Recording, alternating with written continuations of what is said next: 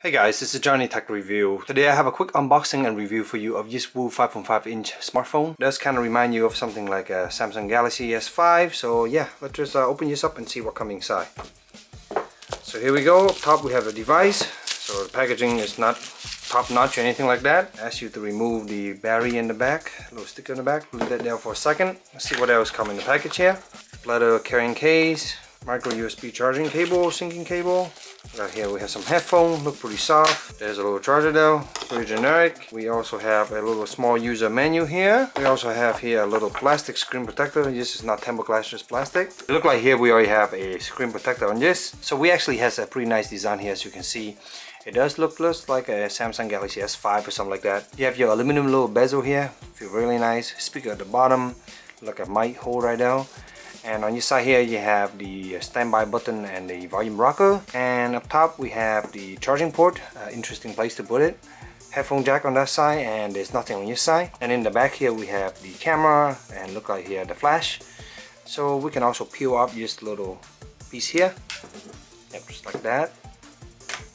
There's the battery. So here we have a 2800 milliamp battery. It looks like here we have two SIM slot and also a micro SD slot right now, all stacked on top of each other right here. So 3 slot total. And give this a try and see how well it works. And kind of bright, fancy little logo. As you can see here, this is a pretty nice big smartphone. This has a 5.5-inch screen and it has a resolution of 960 by 540. Yes, that is less than 720p. But I wanted to point out that this is definitely a budget phone, and I want to show you today some of the features that this phone has. As you can see here, for the resolution, the screen is actually not too bad. It's a very vibrant screen with very nice color. The only problem I have is that sometimes in an app like YouTube, where it detects that this is not at least a 720p screen, it will force you to use 480p resolution, and that doesn't look very crisp or nice. But other than that, it's a pretty nice phone and it's pretty responsive, as you can see here. You have your home button up here, you have your menu button along with your back button up here, and you can see how responsive this is. So up front here you have the proximity and the ambient sensor along with a 2 megapixel front facing camera right here. There's your earpiece right out, and then if you look to the side here, it has this very nice metal edge to it, as you can see, and it feels pretty nice. In the back is a plastic bag. You have your rear facing main camera here. This is a 5 megapixel. It has a dual tone LED flash per se right here. And then at the bottom you have, as you can see here, very nice edge, metal edge again. You have your microphone down here. You have one on the speaker and the other one is just kind of like a hole for the microphone. It's not a stereo speaker at all. Up top, interestingly enough, you have your headphone port and along with a micro USB charging port. I definitely like the fact that this port is up top. A lot of phone I notice is at the bottom. It's interesting to put this up top because when you're using a phone, you're using it for charging, you can actually hold it down like this, and you know the cable will be up there, so it's not going to be in the way down here. And it's kind of nice. I kind of like that actually. So to quickly go over spec, this phone runs Android 5.1.1. It has a processor called the MTK 6580 core processor at 1.3 GHz. And then they have a Mali 400 GPU for the graphic. It has 1 gig of RAM and it has 8 GB of onboard storage. And after Android, so you have about 4.5 gigs or so of space left. I have a lot of apps on here, as you can see, a lot of games. This phone supports those SIM slots, and one of the slots is on the regular side while the other one is a micro side. So it has both 2G and 3G. It has WCDMA 850 and 2100 MHz, and for the GSM it's 850, 900, 1800 and 1900. As far as the specification is pointed out as 2G for GSM SIM, I'm using a 3G SIM in here and I did not get 3G data, so I do want to point that out. The seller told me that it's supposed to do 3G, but in my experience I didn't get 3G data. So some of the other features it has, of course, it has GPS, it has built-in Wi-Fi 802.11b G and N, and it has Bluetooth 4.0. Another feature it has is also a built-in FM radio, so you can just plug in any headphone cable and it will use that as an antenna, and you can listen to a FM radio. There's a built-in app here that you can tune to. So finally, you also have a expandable micro SD slot, and that slot only support up to 32 gig. I did try 64 gig and it doesn't work at all, so the maximum it can support is 32 gigs. In my everyday usage, this phone is actually pretty responsive. It works pretty well for making phone call. The call quality come out pretty clean and I have no problem with that at all. As far as using it, you know, Facebook, other things like Google Map and stuff, you can see here. So you can see here, if I zoom in now, you can see it's redrawing and it's doing the Google Map thing. You can see It's somewhat slow. It's not too bad, but definitely the screen has some responsiveness problem. I think because the CPU is unable to keep up here, but you can see right now. Speaking of the screen, it is a plastic screen. I didn't like that. It's not a glass screen. It feels like it's a glass screen, but it's not. You can hear it as I knock on it. It comes with a screen protector and I accidentally remove it, but I just been using it for about a month now without a screen protector, and I dropped it once, put a tiny little dent in the corner here, but other than that, the screen doesn't scratch, so that's actually pretty decent. I thought the screen would scratch. So Riptide GP here, can I give you an idea? You can hear the speaker there. It's somewhat loud, but it's very tinny and it doesn't have a lot of bass or anything like that. It's you know, it's smartphone speaker, so what else can you say? Graphic look pretty nice as you can see. And yeah, for gaming and stuff, it works pretty well. Turn the volume down a little bit here as you can see. The accelerometer is working pretty good. And this game didn't take that long to load, but yeah, it's pretty nice as you can see. The game has a pretty decent graphic for this guy to handle. Playing game with this, you will definitely notice that the battery back here is gonna warm up. So here you can see I have Street Fighter 4 low here. I'm gonna lower volume a little bit, and you can see this is for Android. This is the Street Fighter 4. You can see run pretty smooth and not too bad on this little device here.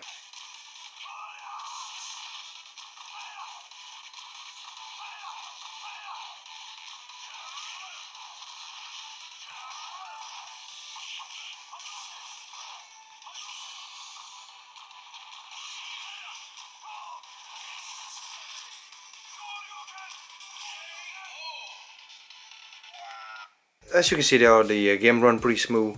Of course, it's not the best graphic here, but yeah, works pretty well. I'm kind of impressed with a device that costs this much and is able to do all this capability. So speaking of the battery, it has a 2800 milliamp battery.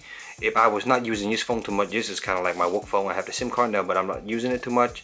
And yeah, it can do a 2-day standby with no problem. Of course, I don't have good data plan, so I just kind of killed data plan on it, and it works pretty well. But yeah, if you have data plan, I bet it will be less than that. So using it with about half brightness and playing some game and you know, surfing the net, etc., and Facebooking here using Wi-Fi, I got about 4 hours or so of on-screen time. So it's actually not too bad for a phone with this caliber. Even though it's a large phone, the resolution is not very high, so it doesn't require a lot of power to drive it, and the CPU seems to be handle the power pretty well.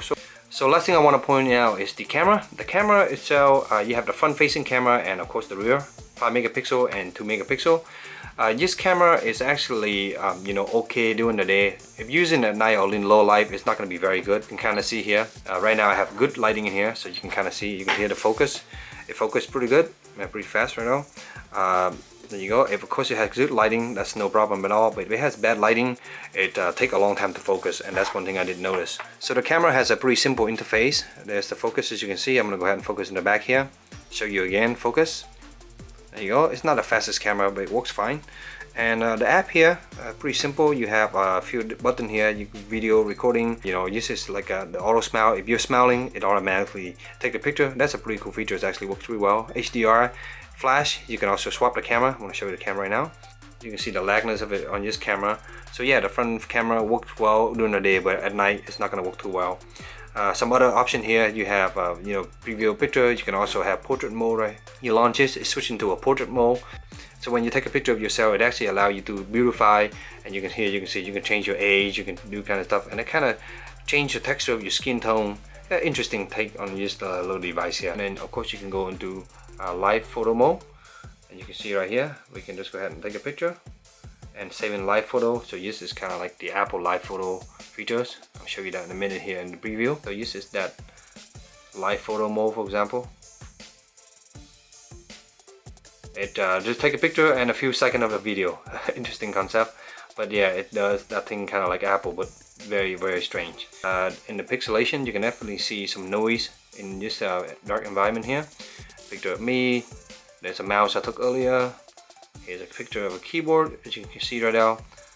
So yeah, it's not a bad camera, but it's not a great camera by no means. This is a reminiscent of something like an iPhone 5 kind of resolution. I do want to show you two more features, somewhat of a gimmick feature. One of them works pretty well, the other one doesn't work as well. You have L gesture and you have Smart Wake. Smart Wake is kind of like the, you know, a lot of smartphones now you can draw a letter on the screen while it's off and it will work. So for example here, let me go ahead and enable yes, for example. But the thing here, you can only edit these button here. You can't really add new gesture. So that's one downside that I noticed when yes. But let me go ahead and turn it off here, for example. And we can draw a C, and you can see that register a C and the camera will come up. It takes a second, but as you can see now, that works well. So again here, if we were to draw an E, for example, that will launch the browser, as you can see here. And of course you can edit the application, but you cannot change the the gesture. So that's one downside. I wish they give you the ability to do that. This is the L gesture thing. You can turn it on, and you can hover a website, kind of hover and do yes. Doesn't really work that well, but I'm gonna head and show you guys right now. Have some of these random button here, and you can see here it's not really working. I have to be very close to the sensor, as you can see, and it's changing. But at this rate, you might as well just swipe them, so I don't see what's the point of doing this. So overall, for the price, you're getting a lot of phone for your small little device. Your screen here is a big, nice 5.5 inch screen. It's a pretty comfortable phone to hold, and it has a nice curve to it. Of course, the resolution is not the best resolution out there, but I think that is how it's able to be so performance friendly, because the resolution is low and doesn't have to drive a lot of pixels. I'm able to use a bunch of different apps, play games on this phone, and it works pretty well, and I'm pretty happy with it. So I hope this quick little review helped you in your purchase decision, and if you have any question, let me know in the comment below. And as always, stay tuned for future review. Thank you.